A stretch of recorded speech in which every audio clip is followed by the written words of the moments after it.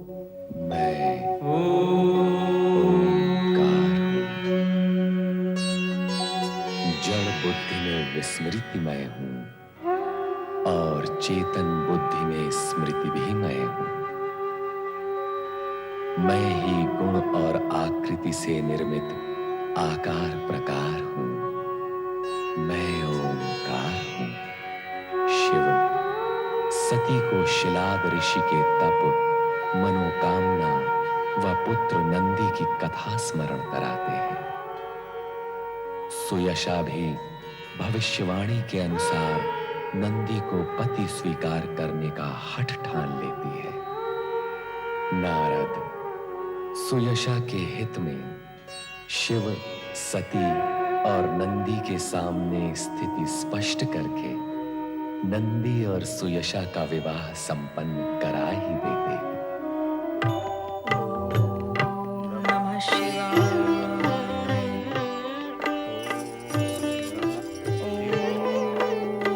नमः शिवाय।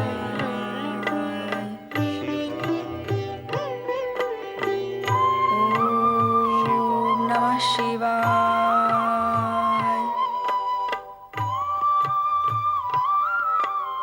ओम नमः शिवाय। प्रिय लक्ष्मी, ये आज तुम्हें शिव भक्ति का विचार कैसे आया? महाप्रभु, आपको ध्यान मग्न देख मैं संसार भ्रमण के लिए चली गई। संपूर्ण जगत में जहां भी देखो शिव की महिमा ही छाई हुई है। शिव की पूजा, शिव का नाम स्मरण, शिव के मंत्रों का जाप। सोचा मैं ही इससे विलग क्यों रहूं? मैं भी ओम नमः शिवाय मंत्र के जाप का आनंद ले लूं। उत्तम, अति उत्तम। सुख और शांति प्राप्त करने के लिए शिव भक्ति से बढ़कर अन्य कोई उपाय नहीं।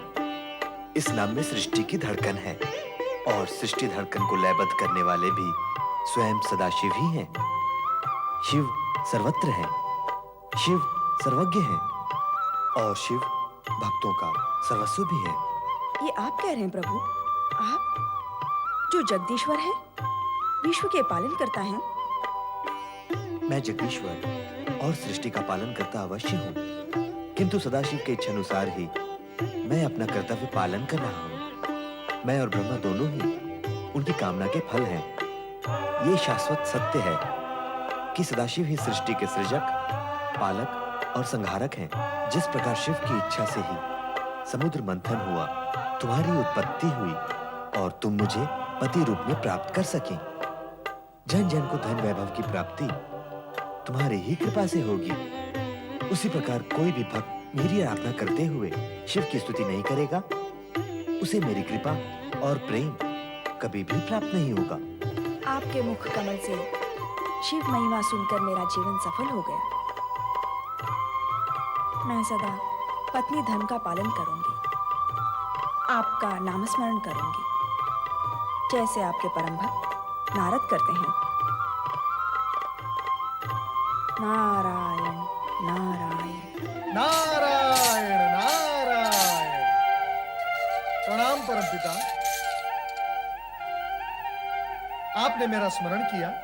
हाँ, इस हेतु कि मेरा यह मानस पुत्र आदेशित कार्यों को नाद एवं प्रकाश से भी बढ़कर त्वरित गति से करता है। तुम देवलोक के दूर संचालक। नारायण नारायण। सब नारायण की कृपा है। मेरी प्रशंसा तो हो चुकी है, अब कार्यादेश भी दे दें तो उचित होगा। हे नारायण, तुम उस क्षण के स्वयं साक्षी हो जब समुद्र मंथन से विष निकला, हाहाकार मच गया। विष के प्रभाव से सारी सृष्टि को बचाने के लिए करुणा सागर शिव हलाल पान करके नील का रंग कहलाया। भगवान शिव तो भक्त वत्सल हैं। उन्होंने अपने भक्तों को ही नहीं, जन जन को, सभी जीवित प्राणियों को विष के कुप्रभाव से बचाने के लिए हलाहल पान किया। यदि वे हलाहल पान न करते तो आज सृष्टि का अस्तित्व ही नहीं होता। परंपरा ये तो सत्य है, किंतु सदाशिव के हलाल पान के पूर्व ही पर्याप्त विश्व वातावरण में घुल मिल गया था। प्रदूषण के चिन्ह यहां वहां वातावरण में दृष्टिगोचर भी हो रहे हैं। प्रकृति और जीवों की सुरक्षा के दृष्टिकोण से इस प्रदूषण को मिटाना अति आवश्यक है। यही सोचकर मैंने एक महान यज्ञ का आयोजन निश्चित किया। परमपिता, ये यज्ञ कहाँ संपन्न होगा? यह यज्ञ प्रयाग की पवित्र भूमि पर होगा। इसमें भाग लेने के लिए सभी देवी देवताओं और ऋषि मुनियों को आमंत्रित करने की मेरी अभिलाषा है और आमंत्रण देने का महत्वपूर्ण कार्य मैं तुम्हें सौंपता हूं। हे परमपिता, इतने महत्वपूर्ण कार्य का इस अकिंचन नारद को सौंपना ये दर्शाता है कि आपके मन में मेरे प्रति कितनी कृपा और स्नेह है। आपके इस स्नेह और कृपा का मैं सदा के लिए आभारी हूँ। इसमें आभार की कोई आवश्यकता नहीं है। ये महत्वपूर्ण कार्य हमें तुम्हें इसलिए सौंपा है क्योंकि श्री हरि विष्णु के परम भक्त होने के नाते तुम सबके प्रिय हो। तुम्हारा कोई कुछ नहीं बिगाड़ सकता। तुम इतने वाक्पटु एवं चतुर हो कि कठिन से कठिन कार्य की सहजता से पूर्ण कर देते हो। सब आपके आशीर्वाद का परिणाम है। परमपिता, अब मुझे आज्ञा दें। नारायण,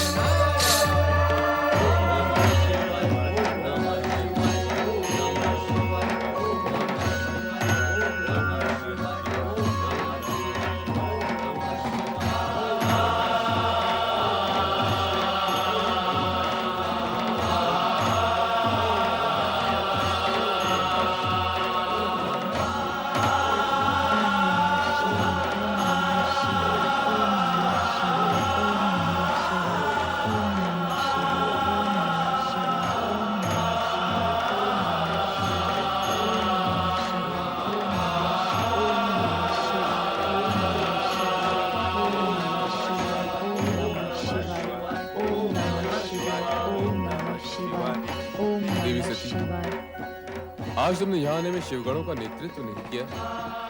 स्वामी, आपके चिंतन में ऐसा खोई थी कि समय का ध्यान ही नहीं रहा। मैं क्षमा चाहती हूँ।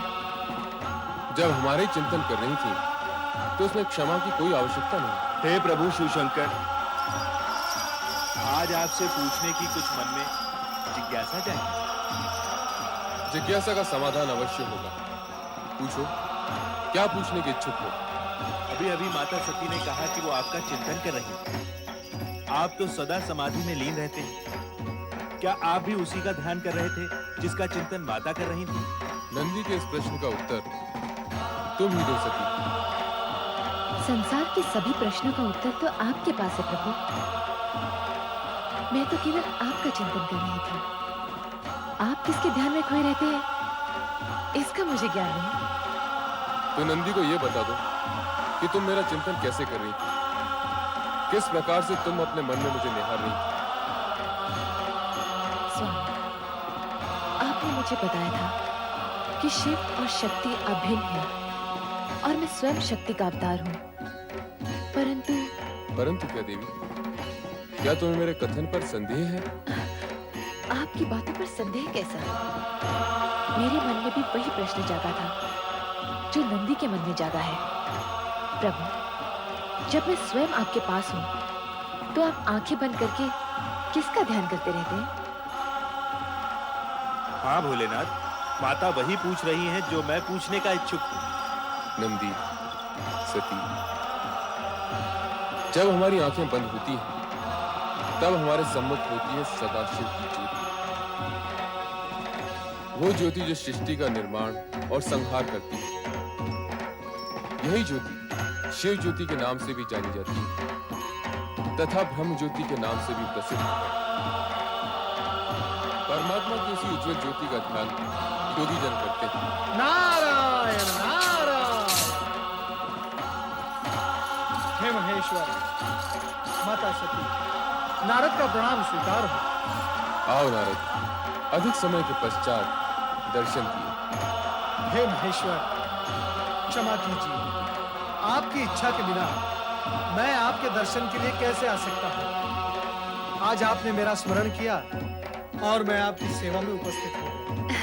देवर्षि, आज प्रभु ने आपका स्मरण किया। देवी सती, नारद की शब्द शैली से भ्रमित होकर सुनने वाला सोचता ही रह जाता है। महेश्वर, ये आप मेरी निंदा कर रहे हैं या प्रशंसा? मैं समझ नहीं पाया। हम तो सदा तुम्हारी प्रशंसा ही करते हैं नारद। अब बताओ, यहाँ किस विशेष उद्देश्य से पधारे हो? महेश्वर, इस समय तो मैं परमपिता ब्रह्मा जी का दूत बनकर आया हूँ। नारायण नारायण। ब्रह्मदेव की दूत? हाँ माता, परमपिता ब्रह्मा जी ने निश्चय किया है कि समुद्र मंथन से होने वाले प्रदूषण से मुक्ति हेतु एक महायज्ञ का आयोजन किया जाए। अति उत्तम विचार है ब्रह्मदेव का। कहाँ होने जा रहा है ये महान यज्ञ? प्रयाग की धर्म भूमि पर परमपिता ब्रह्मा जी ने यज्ञ हेतु आपको सादर निमंत्रण भेजा है।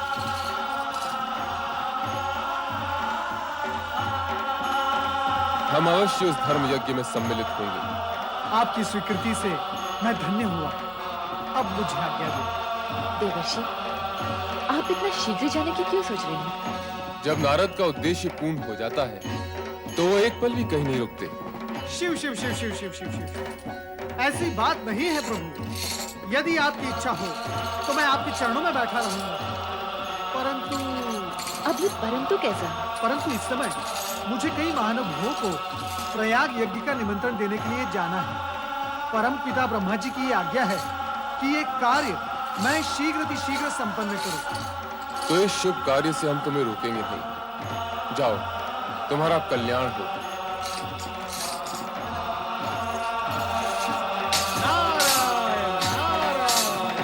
स्वामी, यदि आज्ञा हो तो कुछ पूछो। क्या अब भी कोई प्रश्न शेष रह गया है? स्वामी, क्या प्रयाग यज्ञ में मैं भी आपके साथ सम्मिलित हो सकती हूँ? एक ओर महायज्ञ, दूसरी ओर पुण्य स्थली का तरस परस, दो पुण्य के कार्य एक ही साथ हो जाएंगे स्वामी। नहीं देवी, बिना निमंत्रण कहीं जाना उचित नहीं। यदि उचित समझते तो ब्रह्मदेव अवश्य संदेश भेजते। परम पिता ब्रह्मदेव ने इस यज्ञ के लिए भोलेनाथ के साथ मुझे निमंत्रण क्यों नहीं भेजा? क्या मैं इस योग्य भी नहीं कि इस महान यज्ञ में सम्मिलित हो सकूं?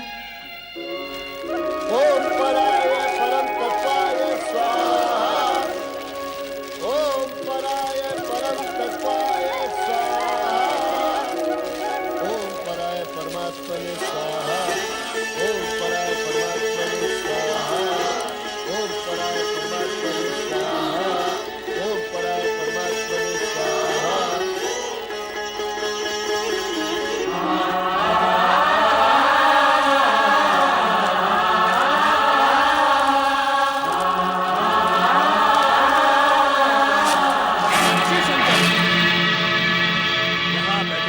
सम्मानित व्यक्तियों ने मुझे आदर देने हेतु अपने मस्तक झुकाकर मुझे प्रणाम किया, किंतु तुमने मेरे अपने जमाता होते हुए भी मेरी ओर देखा तक नहीं। राजन, मैं इस पवित्र प्रयोजन में यज्ञ अग्नि की ओर देख रहा था, जो किसी भी व्यक्ति विशेष से अधिक वंदनीय है। असत्य, अब तुम इस योग्य ही नहीं रह गए हो कि इस यज्ञ की पवित्र अग्नि को अपनी आंखों से भी स्पर्श कर सको। भूतों पिशाचों से सेवित होकर तुम्हारे वेदों कर्म लुप्त हो चुके हैं। अब तुम मात्र शास्त्र विधि की अवहेलना और नीति मार्ग को कलंकित करने वाले पाखंडी, दुष्ट और पापाचारी पुरुष मात्र रह गए हो। मैं श्राप देता हूँ कि शमशान में निवास करने वाले उत्तम कुल और जन से इन शिव शंकर को इस यज्ञ से बहिष्कृत कर दिया जाए और देवताओं के साथ इसे यज्ञ का कोई भी भाग न दिया जाए। अरे महामूर्ख दुष्ट बुद्धिदक्ष, तुमने भगवान भोलेनाथ को यज्ञ से बहिष्कृत कर दिया, जिनके स्मरण करने से यज्ञ सफल हो जाते हैं और तीर्थ पवित्र हो जाते हैं। ओ अधर्म ब्राह्मण नीच, तुमने इनका अपमान कर दिया है, जो सृष्टि के रचयिता हैं, जो पालन करता है और एक दिन संहार करता भी होंगे। हे शिवगणों, तुम सबके सब इस यज्ञ से बहिष्कृत हो जाओ। तुम सबके सब नीच और पाखंडी हो। सिर पर जटा, शरीर पर भस्म और हड्डियों के आभूषण पहने बस तुम मद्यपान में आसक्त रहो। ये मेरा श्राप है, श्राप है। ओ मूर्ख दक्ष, तुझे शिव तत्व का तनिक भी ज्ञान नहीं। तुझ जैसे अहंकारियों ने ही महेश्वर का उपहास किया है। इसीलिए शिव तेज के प्रभाव से मैं तुझे श्राप देता हूँ कि तुझ जैसा ब्राह्मण वेद ज्ञान से वंचित हो जाए, तू तत्व ज्ञान से विमुख हो जाए और तेरा मुख पशु समान हो जाए। नंदी, तुम्हें इस प्रकार क्रोधित नहीं होना चाहिए। तुमने व्यर्थ ही ब्राह्मण कुल को शाप दे डाला। जहां तक मेरा प्रश्न है, मुझे तो किसी भी प्रकार का कोई शाप छू भी नहीं सकता। तुम तो ज्ञानी हो नंदी। सनकादिक ऋषियों को तत्व ज्ञान का उपदेश भी तो तुम ही ने दिया था। अतः अब शांत हो जाओ और निश्चिंत भी। तुम्हारे आराध्य का कोई कुछ नहीं बिगाड़ सकता। मैं तो यज्ञ हूं, मैं ही यज्ञ कर्म हूं, यज्ञों का अंगभूत उपकरण हूं।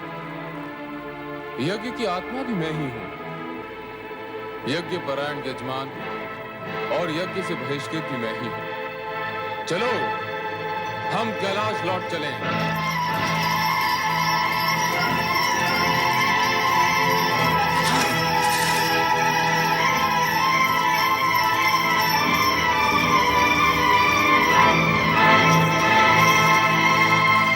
पुत्र दक्ष, यज्ञ पूर्ण करो। इतना सब कुछ हो जाने के उपरांत इस यज्ञ का आरती क्या रह गया पिताश्री? मेरा चित्त यहां से हट चुका है। दक्ष, पुत्र दक्ष, तनिक सुनो।